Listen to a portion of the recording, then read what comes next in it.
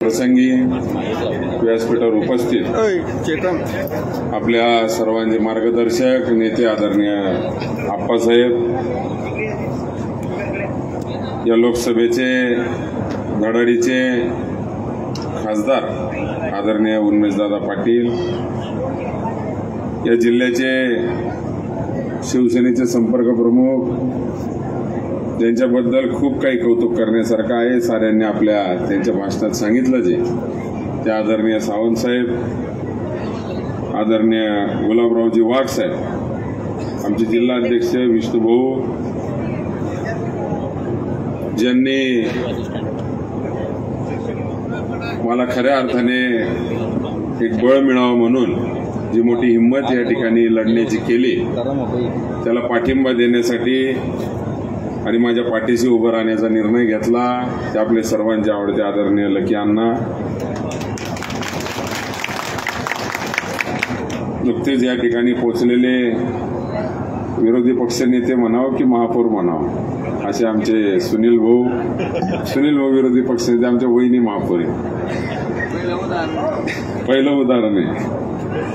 त्याचप्रमाणे या ठिकाणी उपस्थित आमचे धरणगावचे नगराध्यक्ष श्री निलेश भाऊ चौधरी, आदरणीय नानासाहेब सुरेशजी चौधरी, आमचे जळगावचे बुलंद तोप आमचे गजानन भाऊ मालपुरे, आप पक्षाचे त्यांचे सर्व पदाधिकारी, राष्ट्रवादीचे सर्व पदाधिकारी, काँग्रेसचे सर्व पदाधिकारी, शिवसेनेचे सर्व पदाधिकारी, आमचे वाल्मिक मामा, पंकजदादा महाजन, व्यासपीठावर उपस्थित सर्व तोलामोलाचे मान्यवर,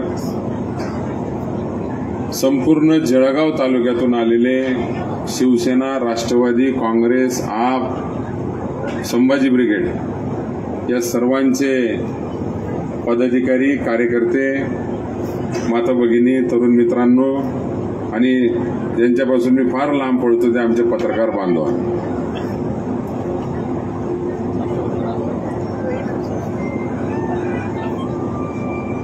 निवडणुकांचं ट्विस्टवर ट्विस्ट या मतदारसंघात गेल्या 13 मार्च पासून सुरू आहे. आज 1 महिना जवळपास वर 3-4 दिवस समोरचं तिकीट डिक्लेअर होऊन त्या ठिकाणी झाले. पहिल्या टप्प्यामध्ये आम्ही प्रमुख आमचं तिकीट डिक्लेअर होऊन 3 एप्रिलला त्या ठिकाणी उद्धव साहेबांच्या कडनं टीव्हीवर आपलं तिकीट त्या ठिकाणी डिक्लेअर झालं. 4ला आम्ही जळगाव जिल्ह्यात आलो. अतिशय भव्य दिव्य स्वागत असं या ठिकाणी शिवसेनेच्या वतीने जळगाव स्टेशनला करण्यात आलं. बरेच दिवस रोज काही ना काही घडामोडी त्या ठिकाणी सुरू होत्या, रोज अफवा, रोज चर्चा. अक्षरशः व्हॉट्सअपला विष्णुभाषी मेसेज फिरायला लागले होते की आता 2 दिवस हा उमेदवार चालवायचा आहे, 2 दिवस तो उमेदवार संपायला आले, आता किती दिवस सस्पेन्स कायम ठेवतात, असं एक व्हॉट्सअपला पत्रकारांमार्फत आम्हाला मेसेज येऊ लागले होते साहेब की आता एखादं नाव द्या पण नवीन 2-3 दिवस काहीतरी चालवायला. खूप पाठलाग पत्रकार मंडळींनी केला, तुमचा केला, आमचा केला, विष्णुभाऊंनी सांगितलं, परंतु काही गोष्टी त्या ठिकाणी सस्पेन्स राहणं गरजेच्या होत्या.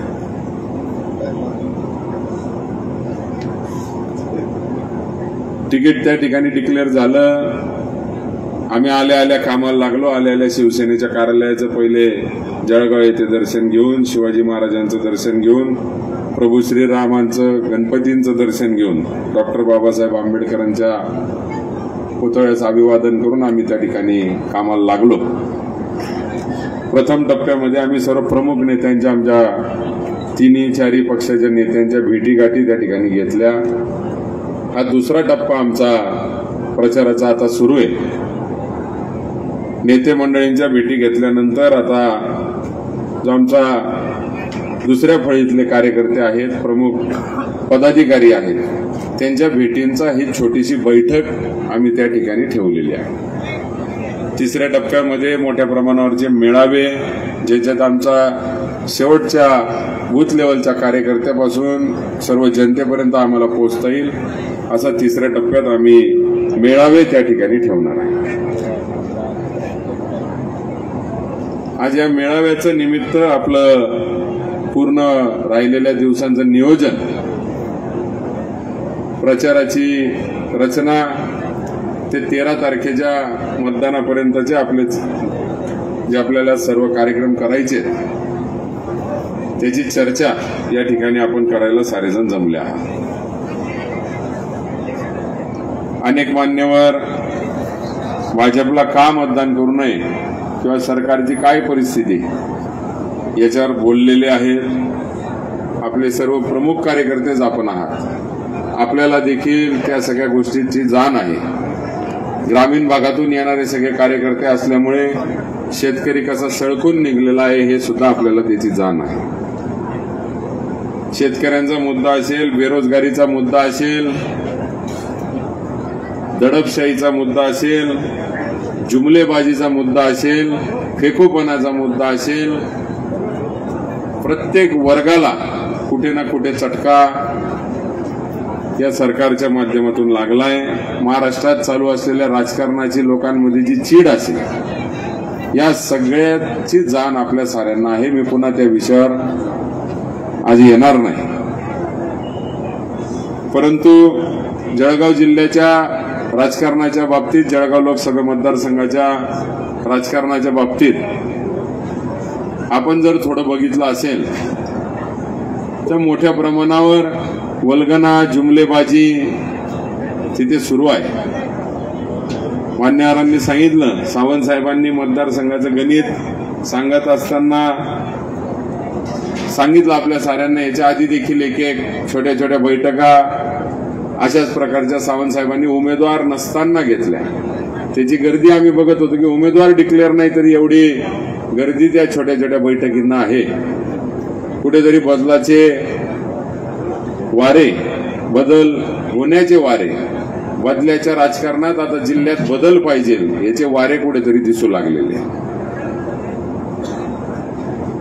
सावंत साहेबांनी आम्हाला शब्द वापरला, तुम्ही सत्ता सोडून सत्यासोबत येताय याचा विचार तुम्ही नक्कीच त्या ठिकाणी चांगला करताय.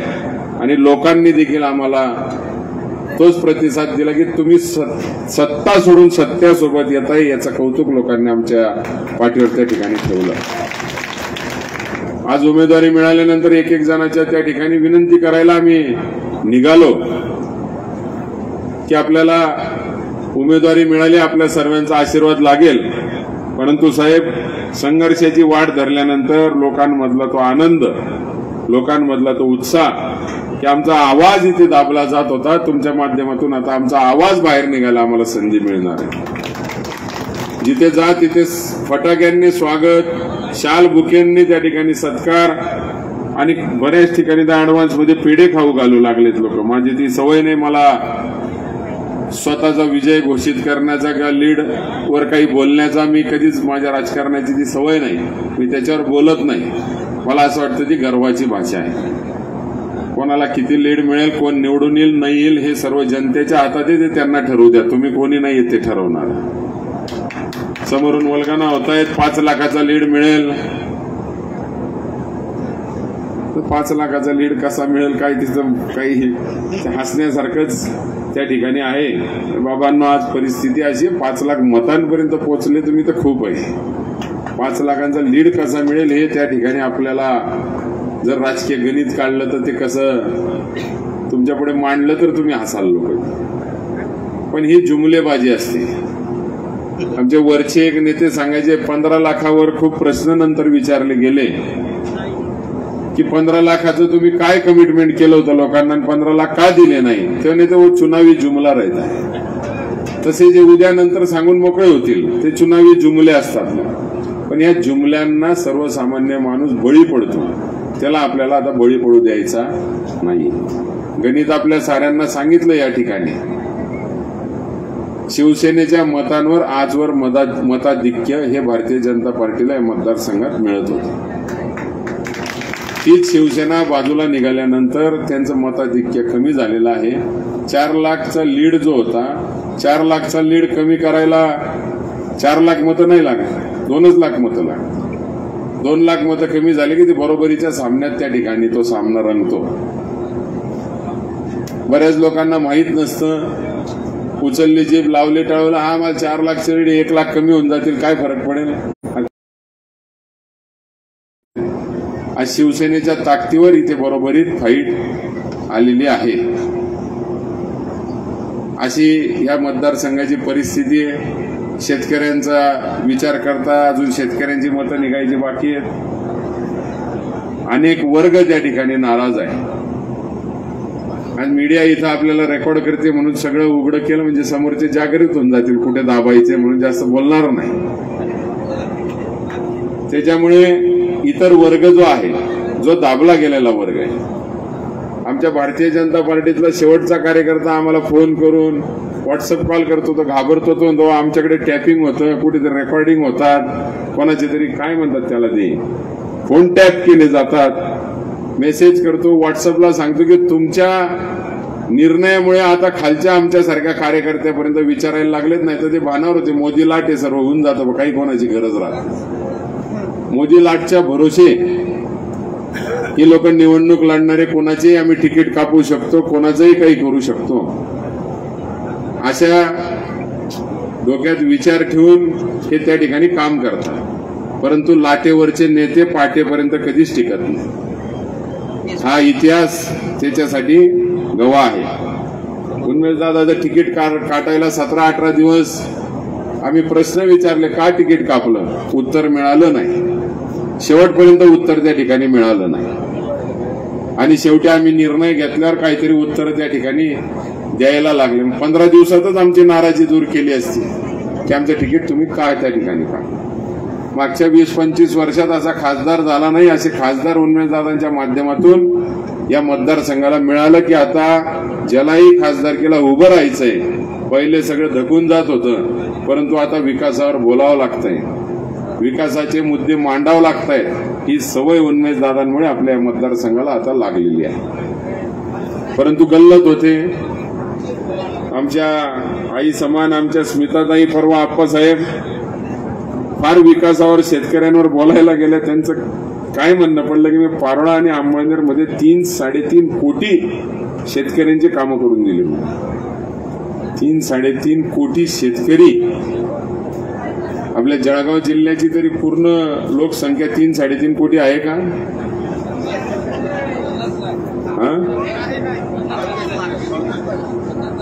उत्तर महाराष्ट्राची जर केली तर त्याच्या जवळपास कुठेतरी जवळपास येईल, पूर्ण भरणार नाही. 3-3.5 कोटी शेतकरी. ठीक आहे, विकासाची तुलना करायला लागली. सगळ्यांना उन्मेषदादांनी एक शेतकऱ्यांविषयी बोलण्याची सवय लावली, त्याचा देखील आम्हाला आनंद आहे. शेतकऱ्यांच्या प्रश्नांची जाण ठेवा. उद्या शेतकऱ्यांच्या प्रश्नांवर आपल्याला सगळ्यांना भांडायचंय, तरुणांच्या प्रश्नांवर आपल्याला सगळ्यांना भांडायचंय, महिलांच्या प्रश्नांवर आपल्याला सगळ्यांना भांडायचंय. उद्योजकांचे कंबर मोडलेले आहेत, अनेक छोट्या छोट्या उद्योजकांचे, त्यांच्यासाठी आपल्याला भांडायचंय. तर चांगलं थोडा अभ्यास करून भांडा. उगाच काहीतरी उचलली जीभ लावली टाळूला 3-3.5 लाख कोटी, 3-3.5 कोटी शेतकऱ्यांना, आणि किती लोक आहेत तिथं, काय थोडा अभ्यास करू. आमच्या ताई त्या ठिकाणी बोलतायत 23 तारखेला मला मतदान करा.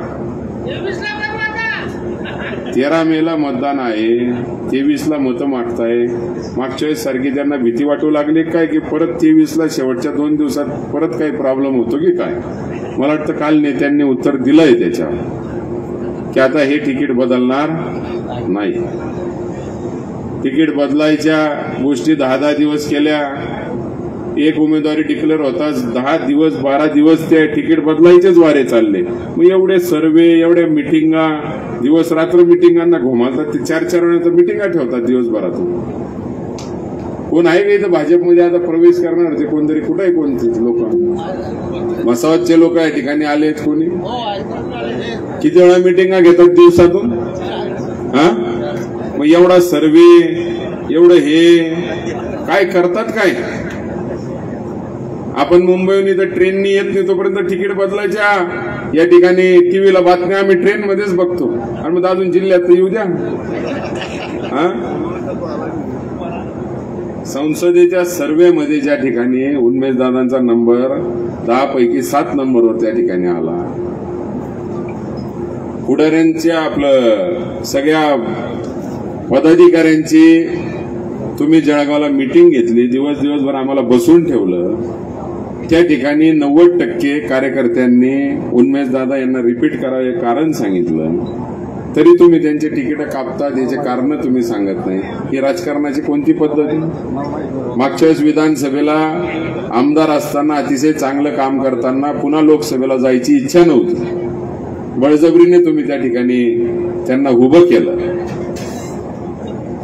आता तिथं ते रमले, परत तिथून त्यांना आता दुसरं काही जागा न देता आता तुम्ही घरी बसा.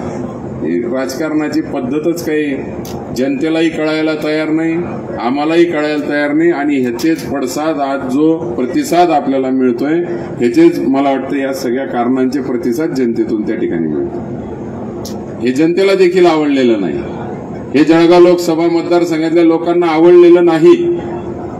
म्हणून एक तरुण उमेदवार पहिल्यांदा या लोकसभेत उतरल्यानंतर एवढ्या मोठ्या संख्येने एवढं डोक्यावर घेण्याचं काम ही जनता आता या उमेदवाराला करते. मी आपल्याला पुन्हा सांगतो, अक्षरशः 10 लोक जमून ठेवायला फार नाकात दम येतो, परंतु गावागावाकडनं फक्त जाताना त्या ठिकाणी सत्कार मोठ्या प्रमाणावर लोक करताय. दुसऱ्या दिवशी तिसऱ्या दिवशी धरणगाव आणि जळगावचे लोक तर स्टेशनला असताना आम्ही फक्त गुलाब भाऊंना फोन केला की भाऊ आपल्या घरी आशीर्वाद घ्यायला येतोय. 1,500 लोक आमच्या शिवाजी चौकात त्या ठिकाणी उभे. गेलो आम्ही एकदम म्हणजे भाऊ फक्त तुम्हाला भेटायला आलो होतो, हे सगळं स्वागत आणि सत्कार आता प्रचाराच्या दरम्यान करू. म्हणजे लोकांना नुसतं कळालं तुम्ही येताय, तर अशी आम्ही सगळी व्यवस्था त्या ठिकाणी करून ठेवली. आज नियोजनाच्या आपल्या या बैठकीला मी आपल्याला सांगेल की मागच्या काळामध्ये लाटांची परिस्थिती तिथे होती. पहिले तर आपल्याला हे मानसिकतेतून काढायचे की इथली सीट भारतीय जनता पार्टीची पडू शकत नाही, अशी परिस्थिती आता राहिलेली नाही. ठीक आहे, आप्पांसारख्या बलाढ्य माणसांनी, सतीशांसारख्या एका मोठ्या नेत्यांनी या ठिकाणी प्रयोग केले असतील, परंतु त्यावेळेस लाटांची परिस्थिती होती, जवळचे माणसं सुद्धा ऐकत नव्हते. अनेकांनी उदाहरणं सांगितले की आपल्या गाडीत बसणारे लहान लहान घरातले पोरं, गाडीत बसणाऱ्या कार्यकर्त्यांच्या घरातले लहान लहान पोरं त्यांच्याकडे जाता येता थांबवतं, मोदी मोदी करायचं. आता ती परिस्थिती राहिलेली नाही. आणि आता शिवसेनेची जी ताकद आहे, शिवसेनेचा जो राग आहे, शिवसेनेचा जो संताप झालेला आहे, त्यांच्याबरोबर महाराष्ट्रात ज्या घटना घडल्या, शिवसेनेवर जो अन्याय चालू आहे, तो त्यांचा पक्ष काढून घेण्याच्या माध्यमातून असो, त्यांचं चिन्ह काढून घेण्याच्या माध्यमातून असो, त्यांचं लोक पळवण्याच्या माध्यमातून असो, राष्ट्रवादीच्या मनात सुद्धा तोच राग आहे. आणि सामान्य जनतेला सुद्धा हे अशा पद्धतीचं राजकारण आवडलेलं नाही. याचा जो राग आहे, तो सगळा राग या लोकसभेला आता लोक मशालच्या बटनापुढे दाबून तो राग त्या ठिकाणी काढणार. आपल्या जळगाव लोकसभेची मतदारसंघाची परिस्थिती पूर्णपणे बदलली. आपण पाहिलं असेल, 17 दिवस उमेदवारी डिक्लेअर झाल्यानंतर लोक एकच विचारायचे, आम्ही बघितलं समोरून उमेदवार कोण आहे, समोरून उमेदवार कोण आहे, त्याशिवाय त्यांना ती भूमिका मांडता येत नव्हती. म्हणून लोकांनी मला अनेक ठिकाणी, आपण आता अनेकांना विनंती करतोय, त्या ठिकाणी लोक बोलतात विनंती नका करू, तुम्ही आमचा दाबलेला आवाज मोकळा करायला आम्हाला आता संधी दिली, आणि तो आवाज पूर्ण दणकावल्याशिवाय आणि मशाल इथे पूर्णपणे रोवल्याशिवाय आम्ही त्या ठिकाणी या मतदारसंघात राहणार नाही. मतदारसंघाला एक आनंद आहे की एक तरुण उमेदवार प्रथमच आपल्या मतदारसंघामध्ये गेल्या अनेक वर्षामध्ये मिळालेला आहे. पहिल्यांदा तरुण उमेदवारांना आजमावायची लोकांना संधी मिळणार आहे. पहिल्यांदा भाजप विरहित एखाद्याला संधी देऊन बघावी. अनेक वर्षे भाजपाला इथं संधी दिली, पहिल्यांदा भाजपाला संधी देऊन बघायची की काय या ठिकाणी बदल घडतो, आणि तो बदल आपल्याला त्या ठिकाणी घडवायची संधी आहे. ती लोक संधी सोडणार नाहीत असं आम्हाला आशा त्या ठिकाणी आहे. समोरच्यांकडे आता फक्त मोदींच्या नावावर मत मागणे आणि बूथच्या कार्यकर्त्यावर त्यांची निवडणूक त्या ठिकाणी अवलंबून आहे. बूथ रचनेवर आपला आजचा हा नियोजन मेळावा आहे. आपल्या सगळ्यांना एकच विनंती मी या ठिकाणी करायला आलोय की आपल्या गावाचा बूथ हा अतिशय जबाबदारीने आपल्या सगळ्यांना सांभाळायचा आहे. जे नियोजन पक्षाकडनं आपल्या तालुकाध्यक्षांकडनं आपल्याला मिळेल, आपले तालुकाध्यक्ष अधिक सूचना आपल्याला त्याच्याबद्दल देतील. तिन्ही पक्षांचे तालुकाध्यक्ष मिळून आपल्याला, चारही पक्षांचे अध्यक्ष मिळून आपल्याला त्या सूचना खालपर्यंत पाठवतील. त्या सूचना आपण तंतोतंत पालन करून, आता समोरच्यांकडे एकच शेवटची तेवढी एक यंत्रणा बाकी आहे आणि 5 लाखचा लीडची गप्पा मारत असताना त्यांचं ईव्हीएम वगैरेची काही सेटिंग असेल त्याच्याबद्दल आपण काही बोलू शकत नाही आणि त्याच्यात आपण काही करूही शकत नाही. त्याच्यात त्याचे विचार न केलेला बरा. आपल्या हातात बूथ आहे, आपल्या हातात लोक आहेत, जनतेचा आपल्याला प्रतिसाद आहे. प्रचाराच्या माध्यमातून आपण मेहनत घेऊ शकतो. सुदैवाने अनेक पॉझिटिव्ह गोष्टी आपल्या आल्यापासून घडत चाललेल्या आहेत. चांगली सुरुवात ही शेवट चांगली करते असं त्या ठिकाणी म्हणतो आपण.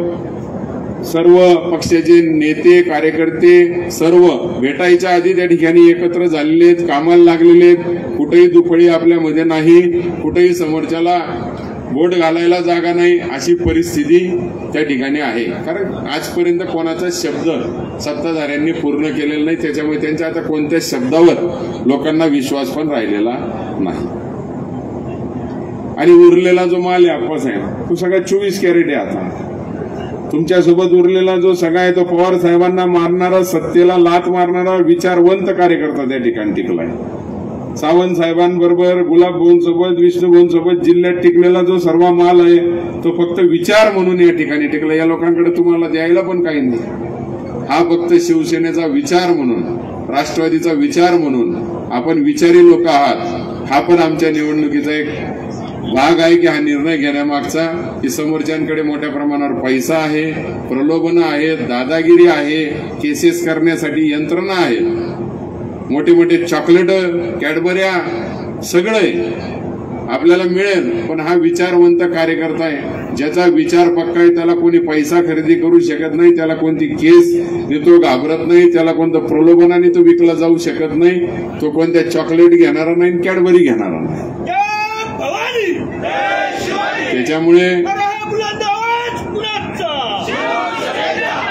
त्याच्यामुळे आम्ही तो विचार केला की समोरून काय काय वार होऊ शकतात, पण आता ही वार झेलणारी लोक आहेत, यांच्यावर कुठलाही परिणाम होणारे लोक नाही.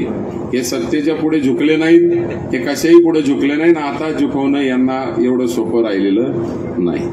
त्याच्यामुळे समोरच्यांना कुठेच बोट घालायला आता जागा नाही. फक्त बूथ जिथे आपण मागे पडतो तिथे आपल्याला अधिक कष्ट त्या ठिकाणी घ्यायचे.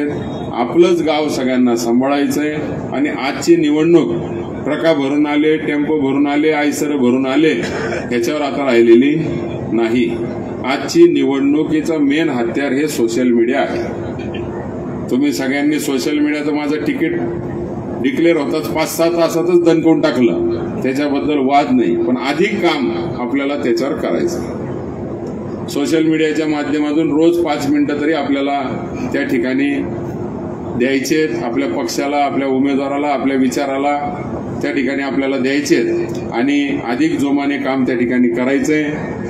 डिटेलमध्ये आता बूथ लेवलच्या कार्यकर्त्यांपर्यंत आपले तालुकाध्यक्ष, आपले नेते आपल्या मिटिंगा, बैठका घेतील, पुढील सूचना आपल्याला देतील. मी या ठिकाणी आपण सारेजण मोठ्या संख्येने आला आहात. कालच तिकडे एक मेळावा झाला जिल्ह्याचा, 2-2.5 हजार लोक होते म्हणे त्या ठिकाणी.